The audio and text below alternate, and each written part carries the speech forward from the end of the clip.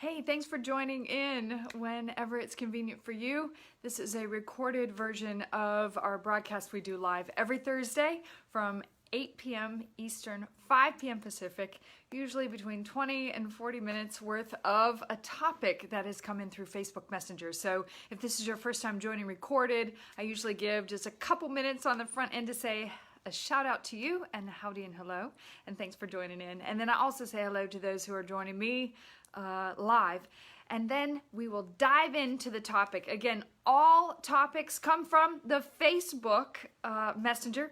No question is out of the question. I normally do them in the order in which they are received, and sometimes I'll skip around if I feel like there's a hot topic just based on the season that we're in. So tonight we are talking about fear.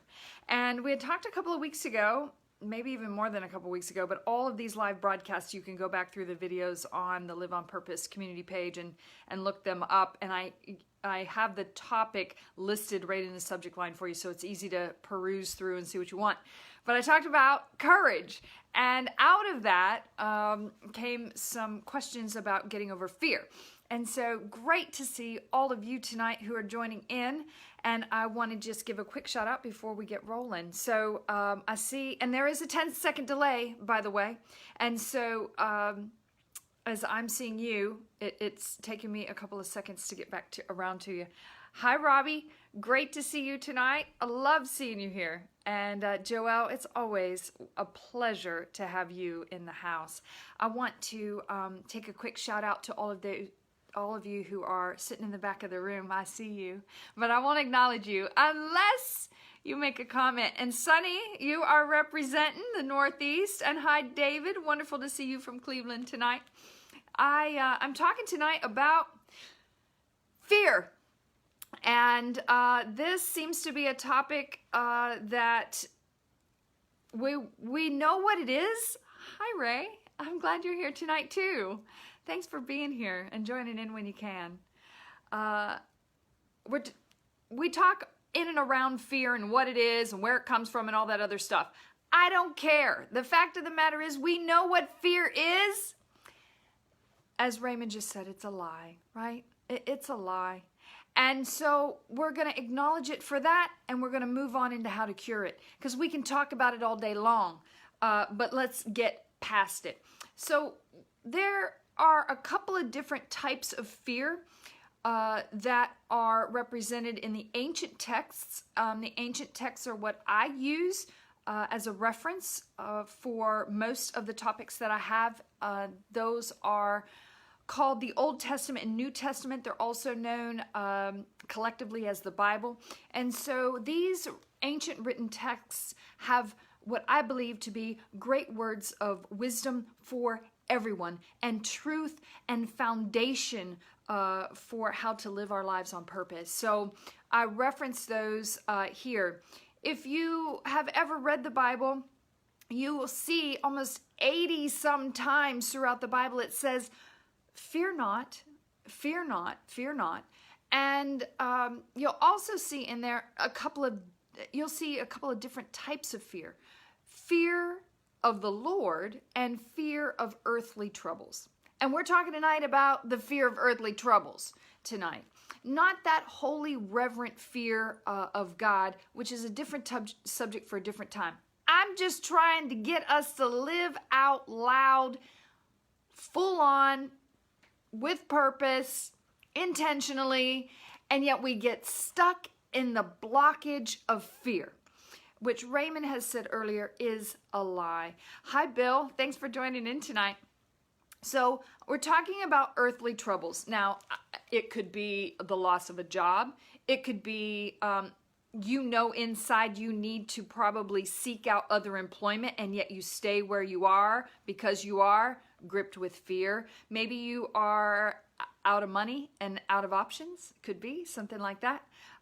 Family tragedy, relationship, whatever it is that's got you curled up in a ball or your stomach in knots.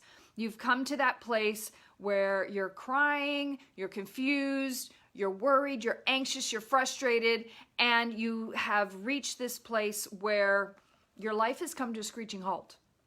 And sometimes we might go all the way down that path, or sometimes we just remain stagnant where we are. It's not that we're in a bad place, but we're not necessarily wanting to move past that place. So when nothing could get worse, though it always seems to, what's keeping us from moving forward?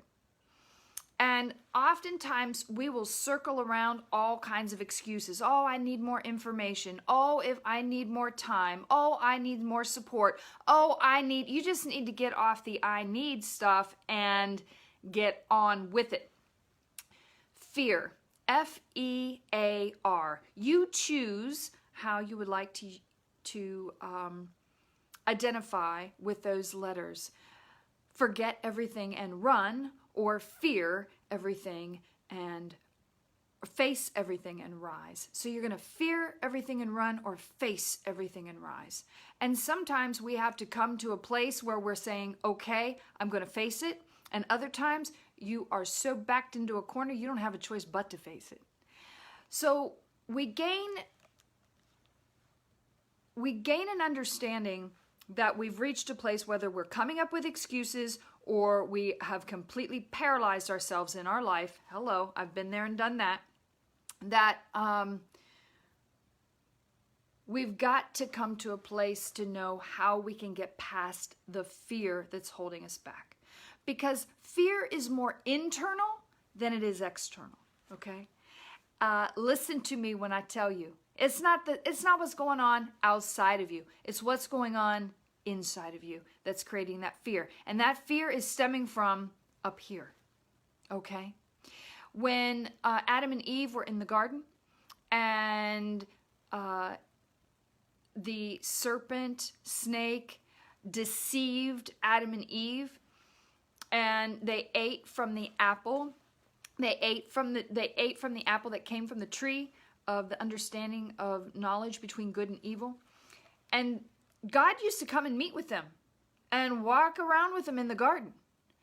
And at some point, after they ate from the tree of the knowledge of good and evil, all of a sudden, they hid from God. Why do we hide? We're afraid. We're afraid of something external. Well, what were they afraid of? They hid. They were hiding from God. They had a fear. That is a knowledge that came into their mind that did not come from good, did not come from God. They didn't have it before they ate from the knowledge of knowing evil.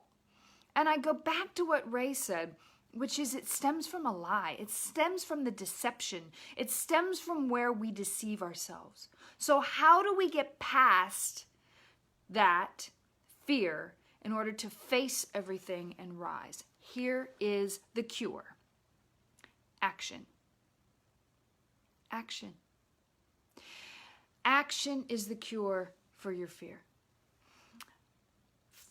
Action creates courage. Courage is something we take. I talked about that a couple weeks ago.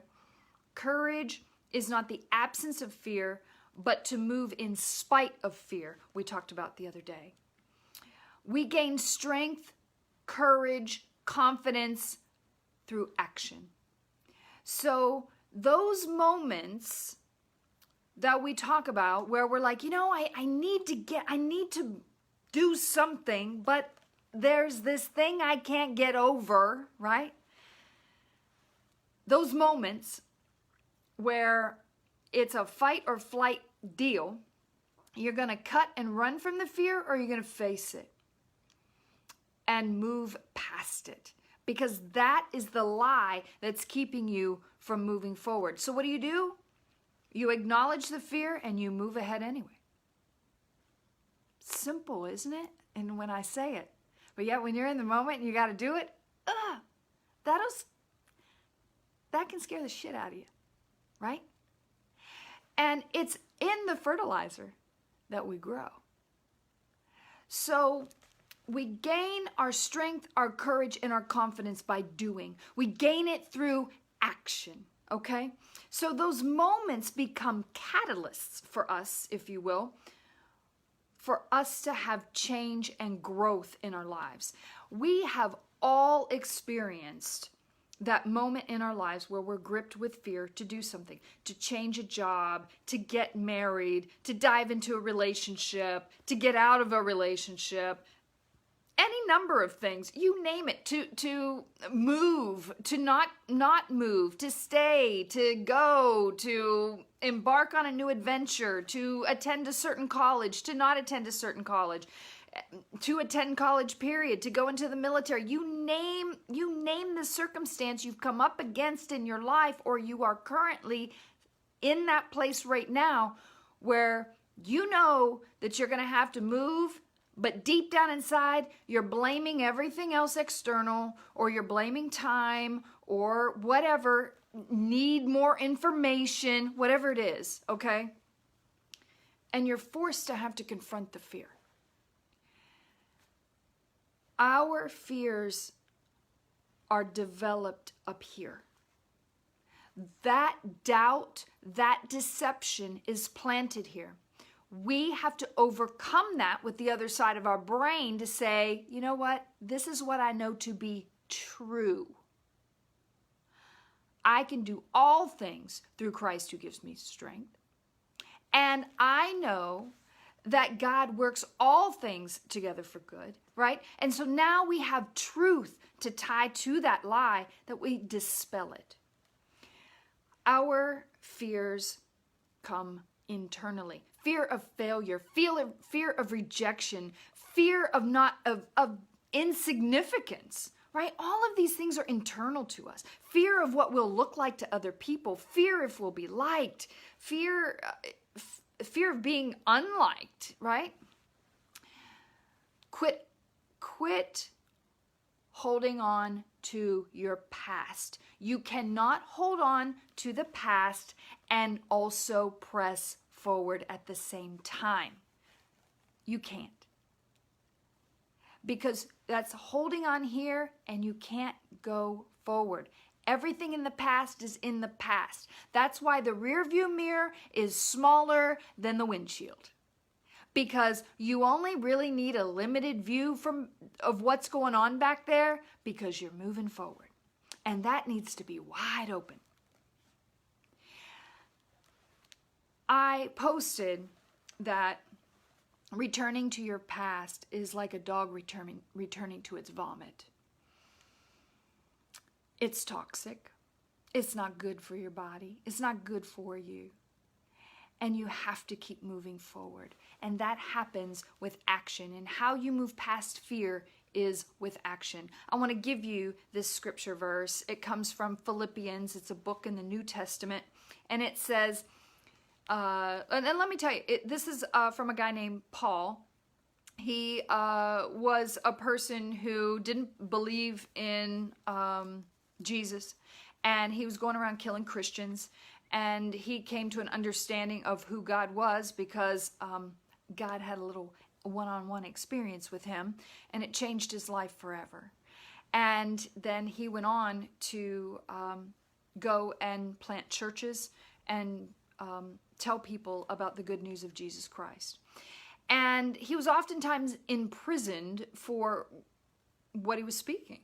And he wrote this letter that I'm going to read a chapter of to you, to the people of Philippi, and known as Philippians. And he wrote this from prison, okay? And he says, Paul says, not that I've already obtained all of this, or have already arrived at my goal, but I press on and take hold of that which Jesus took hold of me. Brothers and sisters, I do not consider myself yet to have taken hold of it, but one thing I do, here it is, forgetting what's behind, can't hang on to it, and straining toward what is ahead. I press on toward the goal to win the prize for which God has called me heavenward in Christ Jesus. Paul, in prison, writing such encouragement. And I'm thinking, as I'm reading here, his word, But one thing I do. If you don't get anything else out of this, get this one thing, he's saying. This is the one thing I do. Forgetting what is behind. You can't return to your past. It's there. It happened. Make amends with it and move on from it.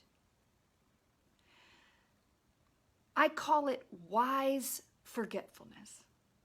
There's wisdom in that kind of forgetting. You can't keep looking in the rearview mirror and go forward at the same time. The other thing he says is forgetting what is behind and straining toward what is ahead. That is a pursuit of moving forward with eagerness, with wisdom.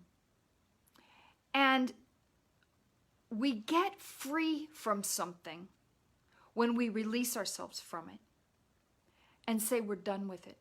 And then we gain the progress by moving forward and taking action, a step in another direction. So we gain some progress, but then maybe we stop because we get a little comfortable, right? We say, okay, well, I can live here and this is okay. Or do we kick in at some point and go, you know, I can probably take this to the next level. But why?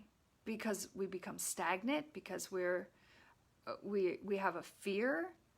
Or is it the place where God's called us to be? God is a progressive God.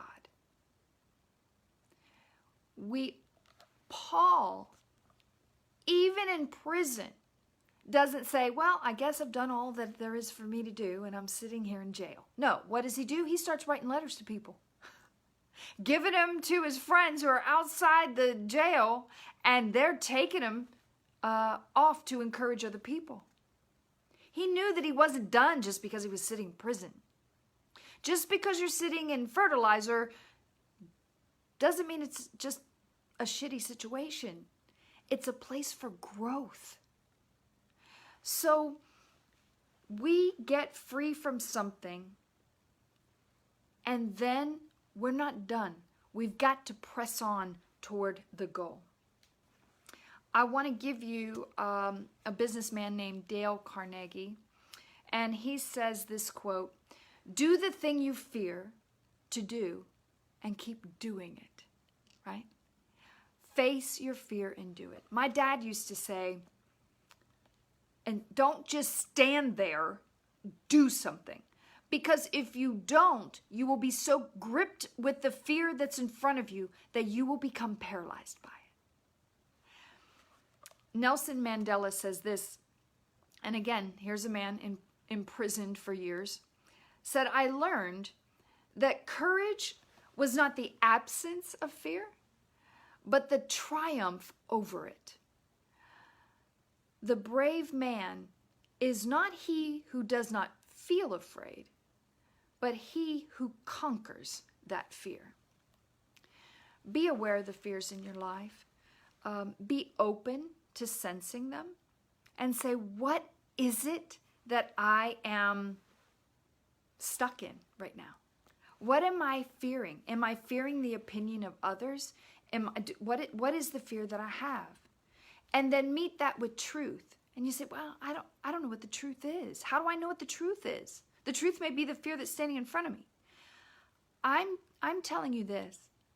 If you are standing where you are right now and you have a fear in your life, that earthly fear that you have, whatever that earthly thing, item, experience is, the only thing standing in your way to get past it is here. And sometimes our brain does not connect. It is rationalizing constantly to keep us standing in fear. And so we just do the next thing and just go and do it. I was over at the gym and I was working on some weights, and the trainer came over and he said, "Why do you only have that at 50 pounds?" And I said, well, because that's what I can do. And he said, well, put it up to 70. Like 70? Are you kidding me? You want to blow out my arms or what? He said, put on 70. So I picked up 70 pounds. And he said, now, and I can't move. And he said, yes, you can. Get a little different stance, squat a little bit more, and you can press, go, do it. And I was like, oh yeah. And I did it. And I'm like, wow, if I can do that, how many more reps can I do, right? And all of a sudden, I did my last 2 sets with 70 pounds, 20 pounds more than what I'm typically used to doing. Why? Because I had a fear that I couldn't do that and I didn't want to hurt myself, right? Again, there's wisdom that's got to be in there too. But I want to give you 3 things that can help you to press past the fear other than just this raw courage that you've got to muster up inside of you. Find an accountability person or find a mentor that you can go to and say, hey, I'm running up against this fear and how can I get past it? I have someone in my life who owns a couple of businesses and has several employees, and he and I have had some really great conversations about business, and that has given me confidence and has given me some momentum to take my own business to the next level, because now I'm surrounding myself with other people who have already done what I'm looking to do. So the fear factor for them is gone. And now what that does is it provides me with just a little bit of insight into the future of what I can do and how I can put that into my business, how I can do that in my life to be able to press into the next level for me. So surround yourself. That's number 1. Number 2, write it down. Write down what this fear is, and then write down what you want to do if the fear weren't there. What is it? You know, I have this broken relationship and I really need to make this phone call. Okay, so what's the fear? Why aren't you making the phone call? Why aren't you doing it? Well, I don't know what they're going to think. I don't know. Now, stop. Okay, just make the phone call. Matter of fact, dial the number right now. Just do it. You don't think about it. You just do it and you press in and you're like, but I don't know what I'm going to say. Who cares? You have a fear that you're going to say the wrong thing? Forget it. Make the phone call. God will meet you there in the midst of your moment and taking the action, and it will work out. Write it down. What is it you want to do and what is keeping you from doing it? And then once you write it down, break it down. Because sometimes the fear is that we don't know where to start.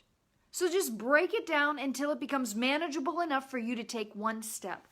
I remember lying on the couch. I was, 18 years old.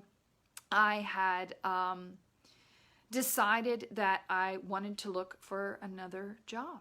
And I had put in some resumes and I didn't get anything. And I was just laying on the couch and hadn't showered in a couple of days, and it was a Saturday. I remember my dad saying to me, "Why are you laying on the couch?" And I said, "I don't know, I'm just lying here." He said, "Get up and get a shower." I said, "Well, I don't have to work today." He said, "Get up, get a shower, and go out there and look for work." I said, "Well, it's Saturday. I'm going to do that on a Monday." He said, "Do it now." And do you know, just the sheer fact that I got a shower, I was invigorated. I had energy. And then I went and put on some decent clothes. It's Saturday. Where do you go look for a job on a Saturday? Well, there was an employment agency open. I popped in. I dropped off my resume. And guess what? I had a job within a week. And I don't know. I can't tell you what the fear was in that moment at 17 years old. Maybe it was a fear of rejection. Maybe I had been rejected so much I didn't want to be rejected again. Maybe I just didn't know if I needed to change jobs or not change jobs. I kind of felt like I was frustrated in the job that I had and I could make more money, but I'm out there looking and it's not working. Is it something in my resume? Is it something in how I'm presenting? I don't know what to do. But my dad said, keep moving. Eventually you'll get it figured out. And it started for me just getting in the shower. So maybe for you, it's just getting up off the couch and taking a shower. Maybe that's what you got to do. I was talking to another friend this week, a new friend of mine, and you know, we were talking about just different things in life over lunch. And she said, I've made a lot of mistakes in my life, and I don't regret any of them, because it was out of that I learned, right? And I said, yes, sometimes you win and sometimes you learn. And so I hope that you can grasp just a nugget from what I've given for you today, that if you have a place where you're gripped with fear and you know you need to be moving forward, but you're not, sometimes you don't really need to know the reason why. You just need to break it down to the point where you can make the first step and get moving. But action is where it's at. We were created by a creator who was creative, and that means there was action. And we are always evolving. We are always transforming. Sanctification and becoming more like Christ is something that we press on toward. Not that we have ever acquired it, but it's a goal that we press on to, the Apostle Paul said, as I read just a minute ago. So I hope that you can, and send me a message. Let me know what your fear is. Let me know where you want to go and what's keeping you there. And maybe you don't even know. Just give me where it is you want to go and what's the first action step that it's going to take you. If I can be an accountability person for you to get you into that next step, I want to do that for you. So please send me a message and do that. David says, create and cultivate. Before I sign off here, I always like to go back through and just say hello to all of you who have joined in live. Thank you, Ed, for the compliment on the hat. There is a 10-second delay. I appreciate that. If you all have anything else you want to add. David says, be anxious for nothing, right? And you press on for the prize that's imperishable. And Paul was talking about eternity at that point, right? So I love you. And as I always end the evening, I hope that this does not become habit for you that I say it, but I say it with truth and with meaning, that we are called to love God and love others, and in the midst of that, love ourselves. Intentional living is about living on purpose. Go and do that. Don't be gripped by fear, but take that next step to live on purpose. Good night.